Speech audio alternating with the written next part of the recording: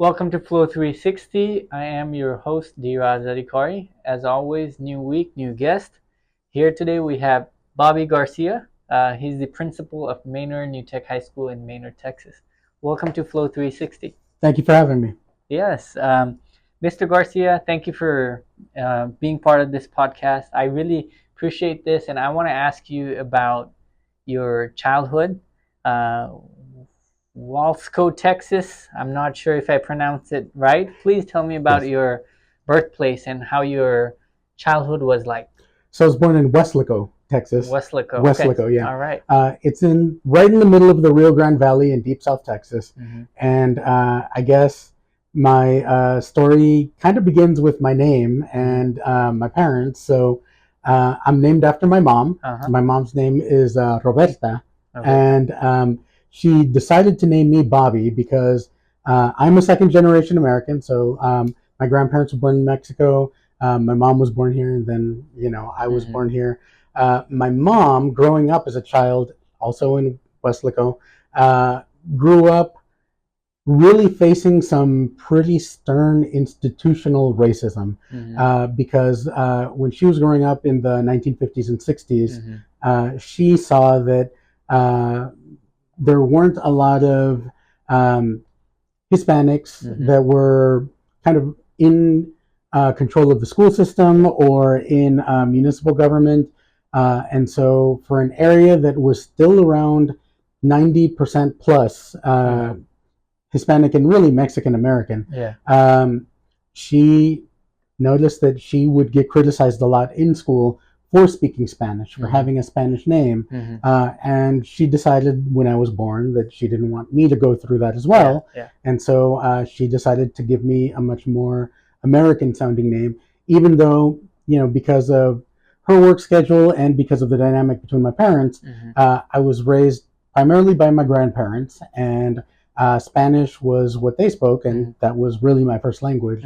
And so, I had kind of a very interesting upbringing in a very isolated part of our country that has a lot of farmland between it and San Antonio. And so it's almost like a world unto itself because it's not quite Mexico, it's not quite the United States, and culturally it's a very kind of in-between place. I guess it's kind of a mixed culture being in a border town, right? So you mentioned it's South Texas, so how close were you to the border?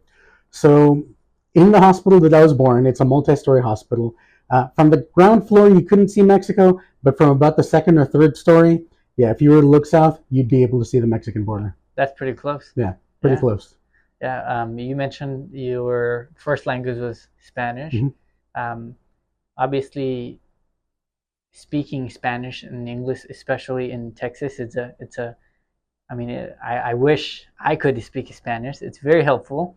But in terms of like when you started your schools in Weslaco, how were most of the kids first generation and they were Spanish speakers? There's a very large population of kids who either had parents or grandparents that had just recently come to the United States. So it's pretty common, at least it was back then, 40 something years ago, for there to be either, within that first or second generation that you had family come from Mexico. Okay.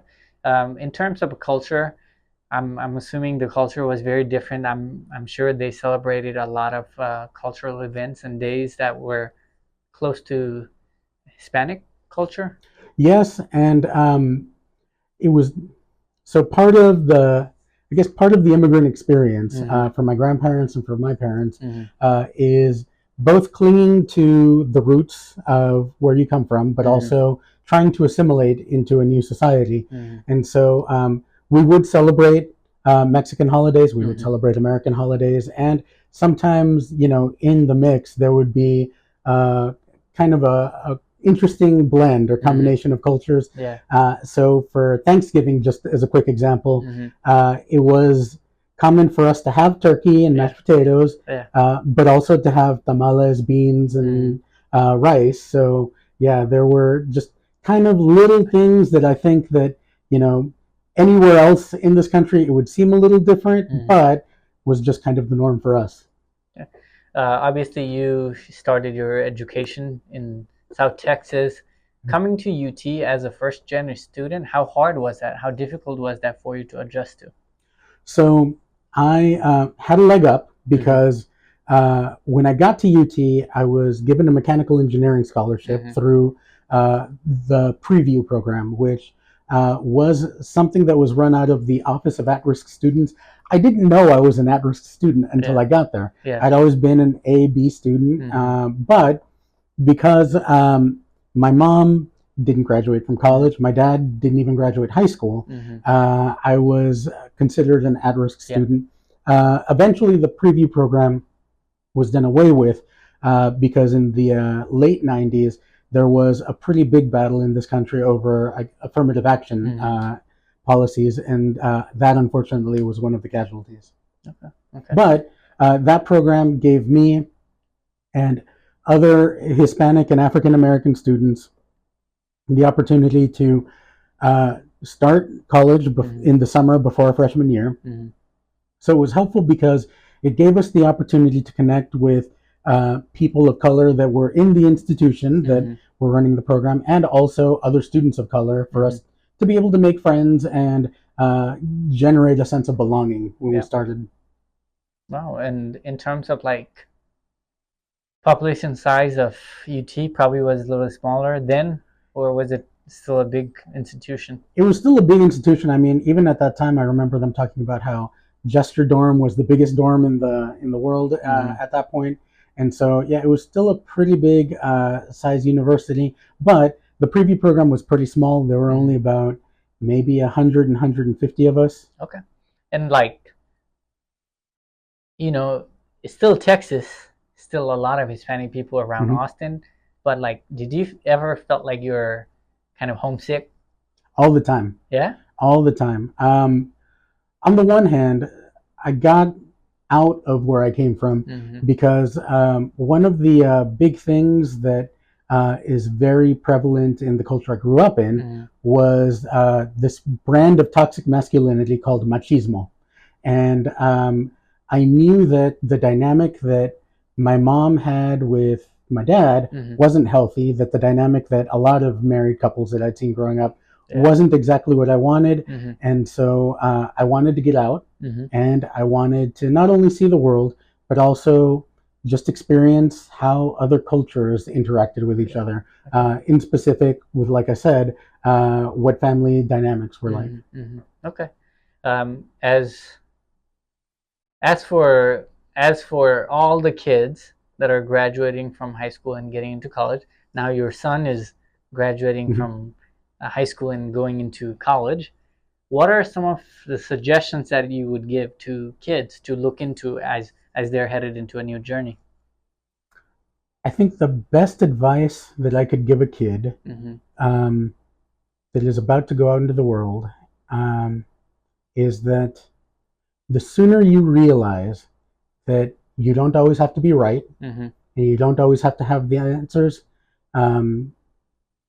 I think the more suited and better able you'll be to enjoy life. Okay. I think that right now, and this isn't just something with my son, but I mean, even myself, when I was 18, I thought I had it all figured out. I had this big plan of what life was going to be like and how, things were going to go my way. And as I got older, I realized that some of the base assumptions I had about life weren't correct. And interacting with other people with different perspectives also helped me to grow as a person and realize that sometimes the way I see things isn't always the best way to look at things. Yeah.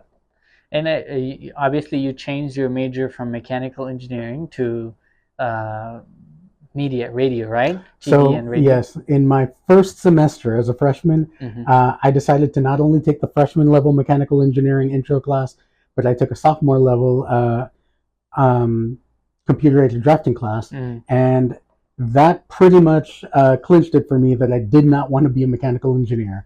And so I was faced with the question of, well, what makes you happy and what do you like doing?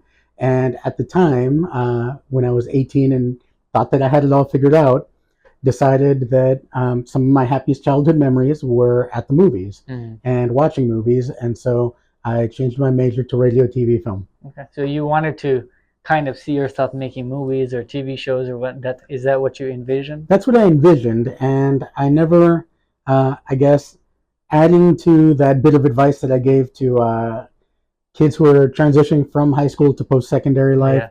Yeah.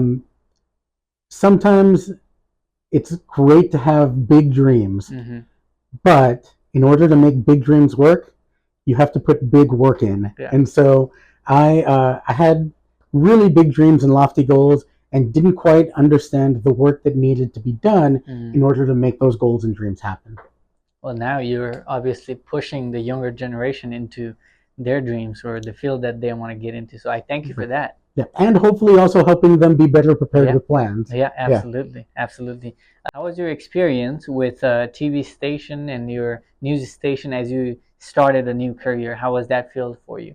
So I will say that there are times where I really miss the adrenaline of that career. Yeah. So some of, I guess, the most fun that I had in those times was when some major event was happening and needing to make sure that I was part of a team that thought through all of the different perspectives that were needed to really understand something. So one good example of that is hurricanes. So in Deep South Texas, being on the Gulf, it wasn't uncommon for hurricanes to come to our area. And so there was a lot of work that needed to be done in terms of making sure that people that lived in very rural areas knew what resources were available to them. People who lived in densely populated areas knew how to prepare and what to do. And also keeping an eye on things like price gouging with stores that try to take advantage of situations like that. Political coverage was also something similar that had a lot of different angles that you'd have to look at something. So I think that what I got out of it was that a lot happens very quickly in this world. Yeah. It's very hard, and this might be the third bit of advice that I'd give to graduating seniors. Life is very complicated, and different people will see the same thing from very different perspectives. Yeah. And the more you understand where people are coming from, the better you'll be able to hear them and speak to them when somebody is very passionate or very invested in something and it doesn't quite make sense to you. Yeah. Okay. So yeah, I every time and I know this is going to sound awful, but every time I hear an ambulance or a fire truck, like there's this little part of my brain that says, "Oh, I wonder what's happening. I wonder." Yeah. In fact, in my wallet, I still to this day, even though I have not been in TV news for 20 years, I carry a little card that we all got as employees of our news department that had a list of questions to ask in case you're ever at something that's happening that's breaking news, and you'll know what questions to ask, who to look for, what questions to ask them when you find them, and then what people will need to know based on your description of an event. So I found out that that's not just handy for news coverage, but also just like sometimes there are like really big important things that happen in life that you're not exactly prepared for. And that would be the fourth bit of advice.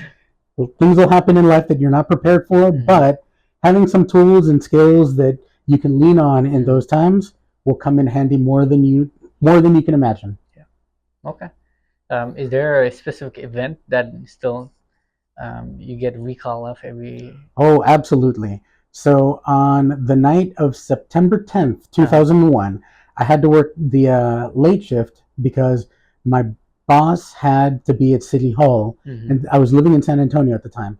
She had to be at City Hall to represent our news station for some event, and so our schedule was all messed up. I wound up having to work the night of September 10th, and at the time, my girlfriend was living on the northwest side of San Antonio, and while I was sitting at the news desk, we have all these police radio scanners where we hear what the police are saying to each other from their vehicles to their bases. And there wound up being this like police standoff across the street from my girlfriend's house. And so I called her and I asked her, "Hey, is there something going on across the street?" And she said, yeah, I was just about to call you and ask. I said, okay, well, I just heard that there's an armed gunman in there, so you're gonna want to hide. Tell your mom to hide also, and they did. And so that was weird because I was up late that night, uh, and earlier that day, weirdly, also my brother had flown in from visiting our dad up in Tennessee, and so he was staying at my apartment the night of September 10th, and then I had to be in early the next morning because my boss wasn't there, and I was sitting at the news desk with all these TVs behind me when Good Morning America, the NBC morning show, started talking about how there was a plane accident that had just happened in New York City. And I can remember sitting there at the news desk when phones just started ringing off the hook. And as that happened, I look up, and on one of the TV monitors, I saw the second plane hit the second World Trade Center tower. And right then there was like a few seconds of just stunned silence in our newsroom, except for the phones. And then everybody just started running around. And I remember I worked like 10 to 12-hour days for the next week because of everything that was happening nationally, globally, and then things that were suspected to be connected in San Antonio at the time. Wow.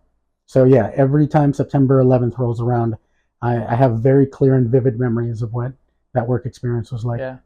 Always ready to go, I guess, right? In the middle of the night. Right. At any point, you would just have to travel. You would have to pack up, get your crew ready, and move. And send them places and coordinate all sorts of different coverage in all sorts of different areas. Wow. Okay. Well, from there on, obviously, you got into education. So what brought you to education, and how did you started that career? So initially, what got me interested in it was the time off. My then wife was an educator. Her parents were educators. And so she said, you really like serving the community through your job, but you're on call 24 hours a day. And generally, the things that news crews cover are kind of, just not very pleasant things. And so she said, have you ever considered becoming a teacher like me? Granted, you're not going to serve as large a population, like you're going to have 20 kids in your classroom at a time, but you can still connect with people, you can still teach them things, and you can still kind of keep them up to date with current events and get them to know the world around them. And based on that, and she said, we'll get to have the same days off so we can take holidays together and vacations together. And so that kind of sold it for me. I then became a middle school theater teacher for 3 years in deep rural South Texas in this town called La Jolla, which means the jewel. And so I was there for 3 years when I heard about this school opening up. And so when I heard about this school opening up, it sounded like such a just innovative, foreign, interesting concept. And I decided that I wanted to come work here. And I got the job as a teacher, taught here for 6 years. I was an assistant principal for 2 years at this school. And then in my third year, I became the interim principal and then became the principal of the school. Well, you've been doing great things on this campus. Thank you. You can probably tell us a little bit about how the governors and the presidents made visits to this campus. So what was that like, so getting them to come to you? That was interesting. I had never imagined that, because in news, we'd had to cover times where the president came to visit, the governor came to visit, and so we had to coordinate crews. But I never imagined that I would work somewhere where either the governor, much less the president, would come and visit me at work. And so when we opened up the school, Governor Rick Perry came to visit us because we were one of the first six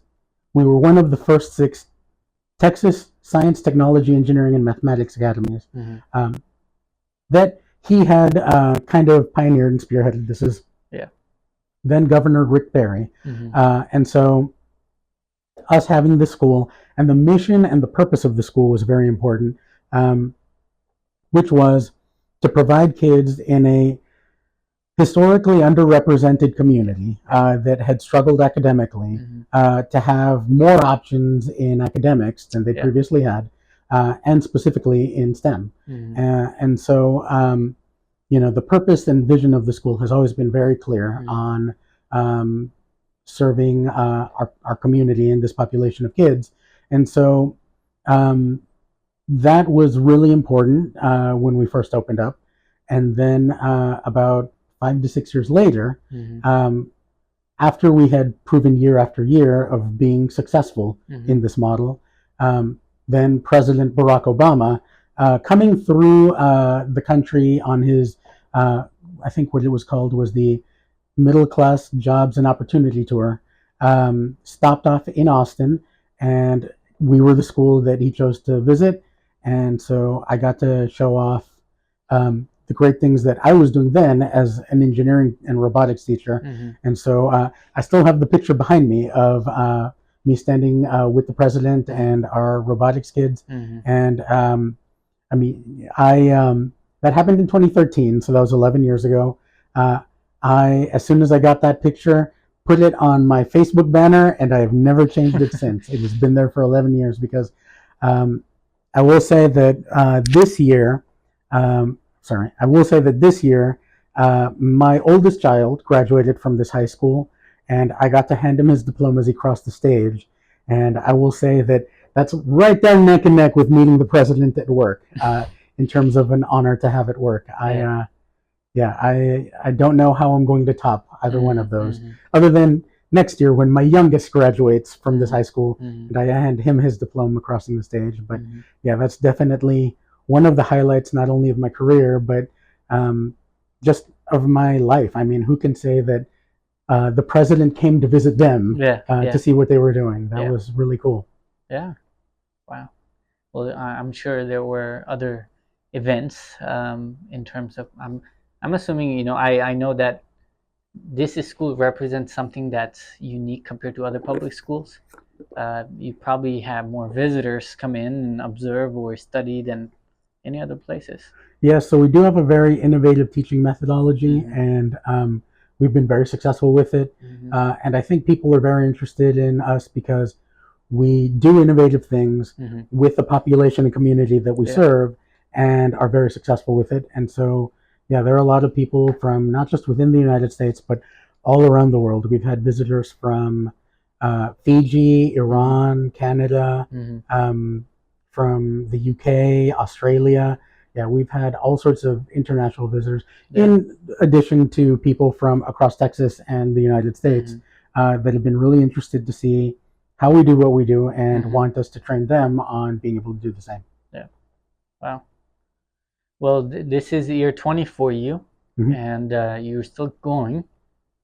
What are some of the things that you would like to see in terms of the field of education? I know that recently after COVID, having teacher shortage, that's one of the big issues, right? So what are some things that you hope to see in the next couple of years? So on a national scale, part of the problem that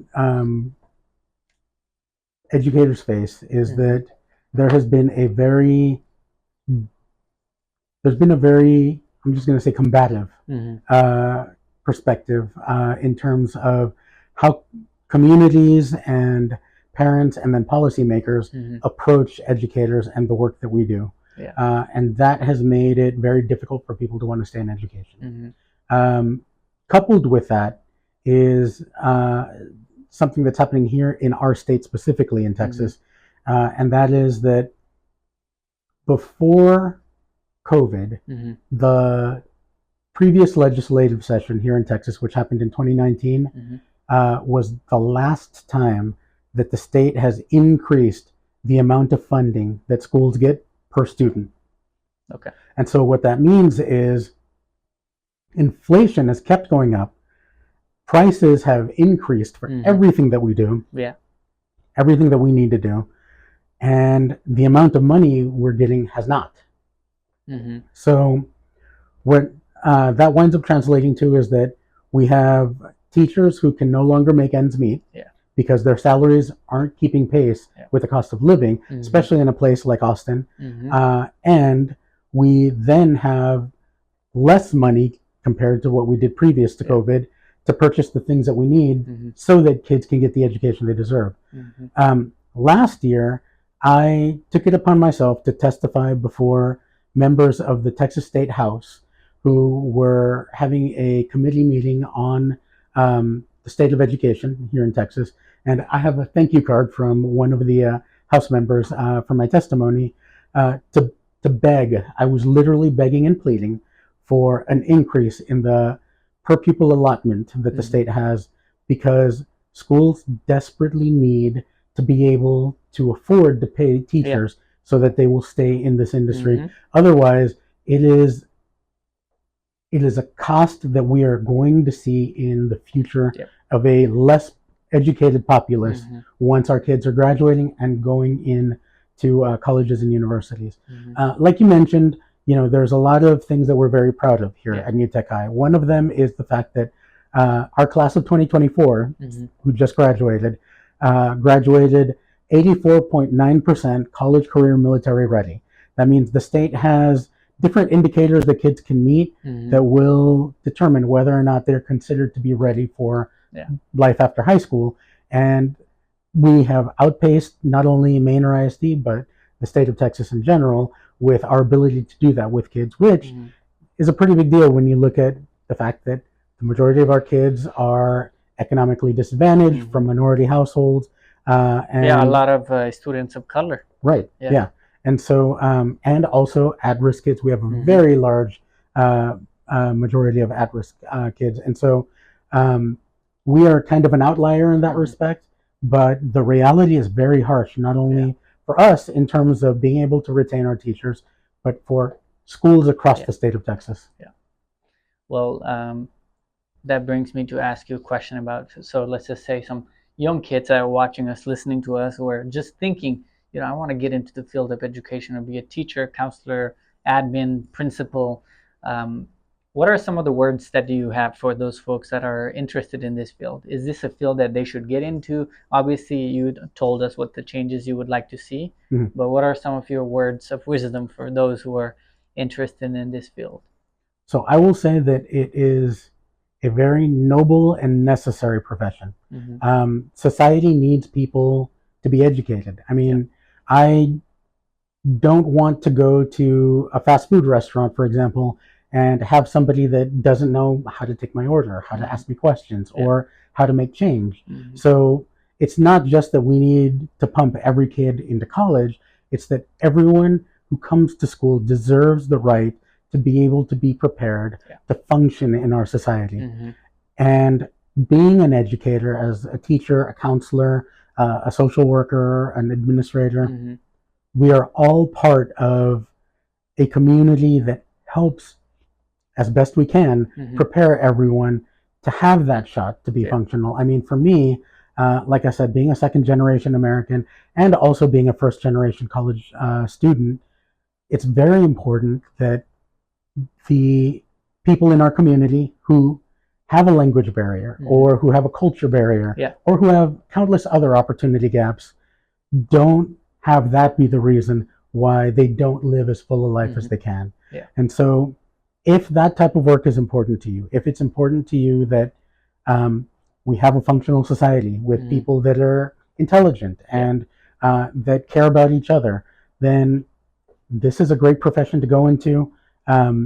Hopefully by the time that you get this, it'll be a better paying one, because I can tell you that that is just a very harsh reality. It is. I mean, it's hard to live. It is. The living cost has gone up, and we know that our income has not been going up for the last couple of years, especially after COVID. So, all right. Well, before I let you go, I wanted to just ask for any word of wisdom to young folks, any people that are watching us.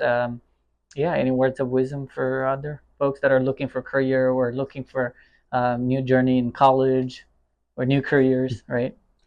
I think that the last bit of advice that I'll give is that, like I said earlier, life is really complicated. And when you're in the middle of a situation, it can look like it is the most important thing that is happening, and it is seemingly impossible to overcome. What I want everybody that's starting to go out into the world Mm-hmm. and starting to have struggles Yeah. and face adversity, realize is that you're not alone with whatever it is you're dealing with. Um, there is either somebody else who's dealing with the same thing or somebody else who can understand and is willing to listen and help you through it. Mm-hmm. So don't think that you are on your own in solving your own problems. If you are struggling with something, there is always someone that is willing to help you. If not by something they can do themselves, at least with resources or other experts and people that they can connect you with to help you overcome that. So reach out to people, lean on other people, because life is too complicated and too difficult Mm-hmm. for one person to understand everything that you have to do. I am 47 years old and I still haven't figured it all out. And so this journey is long and it is difficult, but if you can live a life where you help yourself and help others have a better life, then I think that's a life worthwhile. Yeah, and life is all about ups and downs. You just got to get up and move, get up and move. It's never gonna be. It's hard to be in the same spot. It's Mm-hmm. gonna change. Right. Yeah. Yeah. If you don't change, the world will change around you. And so, yeah, like you said, you will get knocked down from time to Mm-hmm. time. If you can pick yourself up without knocking other people down, then I would say that you're doing better than Yeah. a lot of other folks. Yeah. Well, thank you, Mr. Garcia. Absolutely. My Thank you. pleasure. Yeah.